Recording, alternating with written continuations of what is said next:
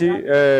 On merci Brenini assistance humanitaire d'urgence are men salmini on men tolni on ko fewti émission wonde wadde bimbido sengo labbi aray no famiro ni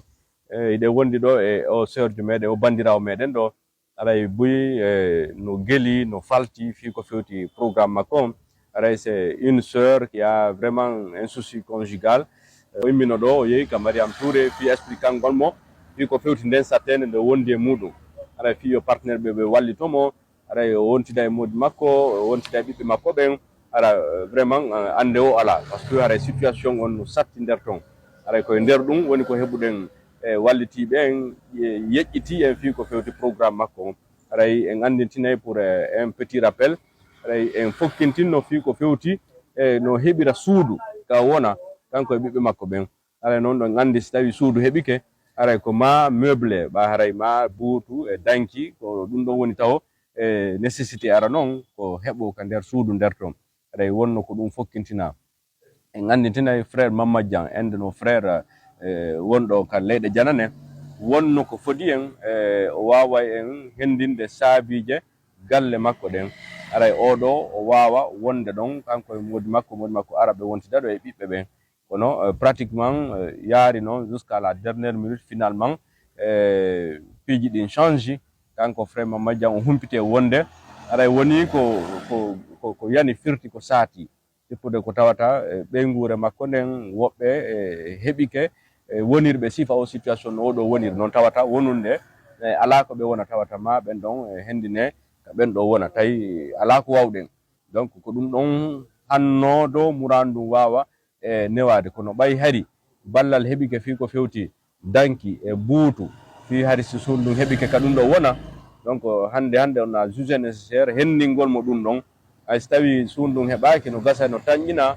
nyande go ma à travers cette vidéo o mo wonde wadde do no gasa ka wobbe go kadi na tigi gom bay danki e buutu hebike aray staybe mari galle wonde libre be hendina en bandirawo men do kanko e mon makko be arabe hejjida do e bibbe ben aray ko dum wonde fokkintinde do hande fi ko fewti numura do madame salmini on ko non muradi woniri nala ton taw e don e jam o yawno mamu arti labe e jam muradin en tout cas wonno no hidirno don e Mariam Touré yewtereji wada webutu don ande mon aray ko dum wonde fokkintinde do hande e pude ko tawata hari ko suudu wona no dabbede e don suudu danke buutu dabbe wade ton kadi biji kala ko hebino ko takkino don kadi dum kadi wade ton kono haray ko no ande ton non wonunde taw ko atti ko danki e buutu donc alhamdulillah dum don hebi ka hestawi e wonali ko galle den hebi aray dum don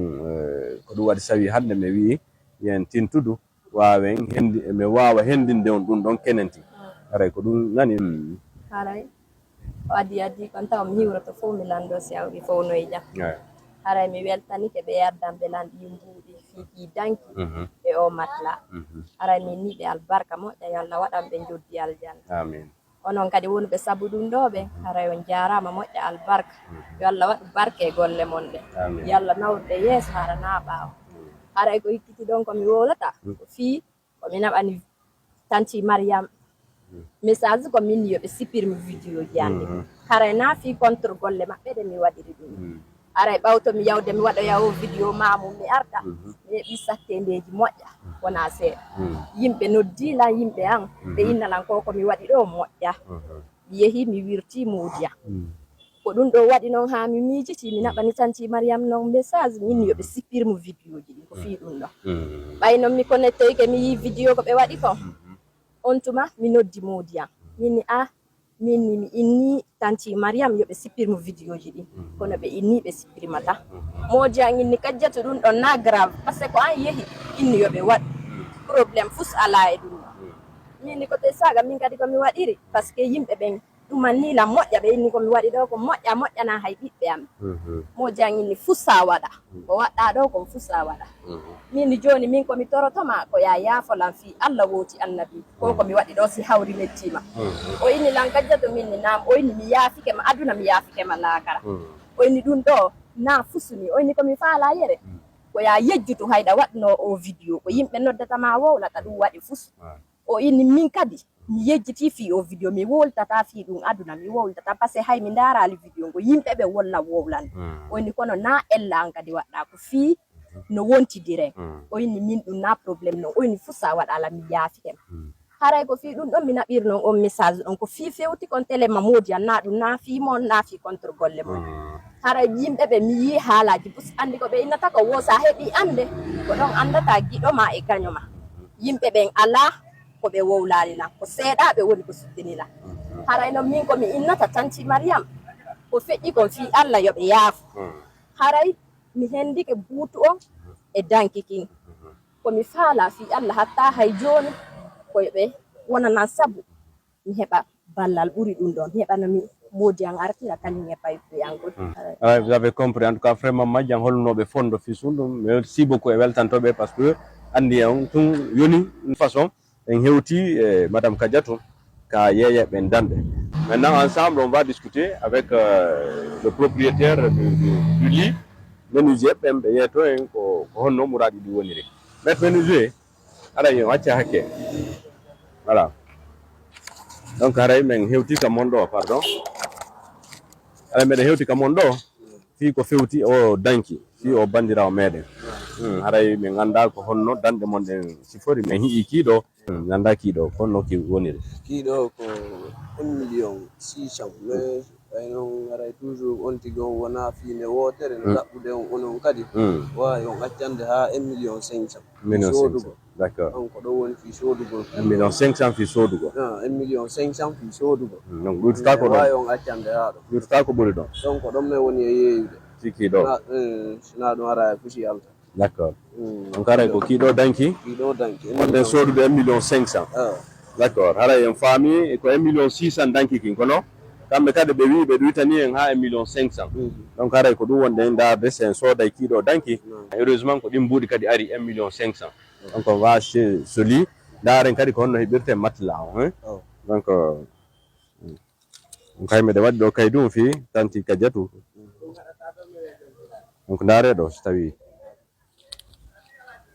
donc ɓe accani en danki ki 1,500,000 donc en jonni ɓe ɗo mbuɗɗin c'est un peu ça ko ɗum wonɗen darde ɗo pour le programme fi ko fewti mbuɗɗin donc haray ɗon ko jeel won ɗon 1,500,000 donc c'est un peu ça haray merci beaucoup maître donc on va marquer une courte pause daren so tawi e wawa heɓande mo kadi buutu fa watte ɗo fi ko fewti haaju goto donc merci beaucoup maître ono faamiɗo noon nani harde wondi e menuisier ɓen fi ko fewti danki e madame Kadiatou kin joni en hewti e magasin fi ko fewti dow matelas o par ce que no wirɗen noon ko matelas e danki woni ko addana fi muɗum danki kin on acheté en soodi kin ɗon 1,500,000 joni ɗen hewti ka sooda ɓen ka yeeya ɓen buutu daren se wawa e famodirde ɓen ɗon kadi yeeya en buutu goto waɗen lawol gotol danki kin e buutu on c'est un peu ça on va venir ensemble donc haray ɗo buutuji ɗin façon buyno ɗon famɓe on yeyde ɗo onon d'accord donc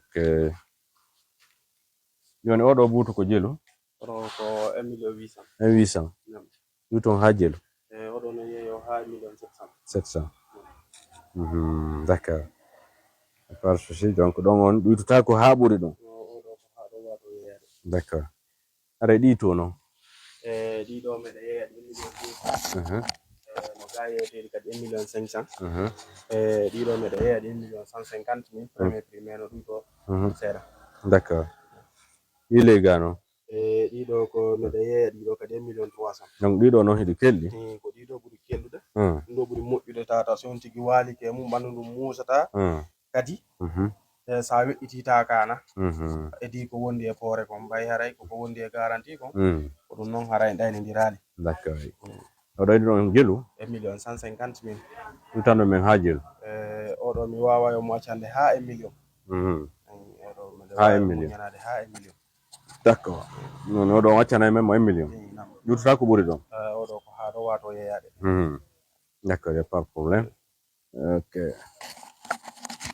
donc on faami haray no ɓe hollirni ɓe ɗuytani en oɗo ha 1,000,000 joni heureusement mbuuɗi ko ari kon c'est pour 1,000,000 fi ko fewti matelas on danki kin ɓe addanno en 1,500,000 buuton ɓe addana en 1,000,000 donc on va essayer d'acheter ça enen frère John ɗo iko fewti e buton parce que ɓe accani en mo ha 1 million ari ko 1 million 150 kono kamɓe tigi ɓe ɗuytani en ha 1 million don dare ɗon sino no timmi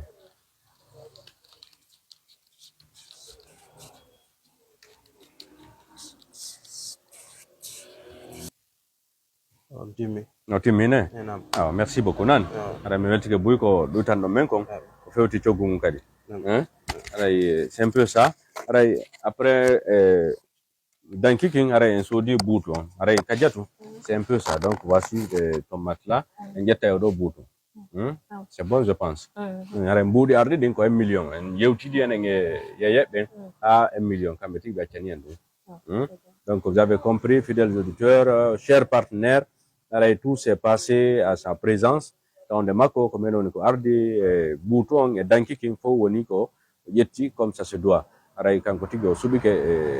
ɓuran ɗum donc vraiment e weltande partenaire ɓen fof addamɓe en ɗe jawle ɗo fi ko fewti sodangol o buutu fi ko fewti sodangol mo kadi danki aray kadiatu so tawide mari ko yewta à part ça aray mi weltike moƴƴa ina seeɗa walla fu gandi ha komi welti haray hatta komi wi kon hatta hay joni non joni ballal no ñeɗira suudu fiyo mujan artumen ɗum fi koko min tanti mariam sifirmu ɗuma o na kontru golle mon ɗen fes ɗum ɗon ko fi komi expliquani on ɗa nanen kon kono probléme ala joni ko minna tan onon kadi on jarama albarka moƴƴa d'accord non e par problème joni grand frère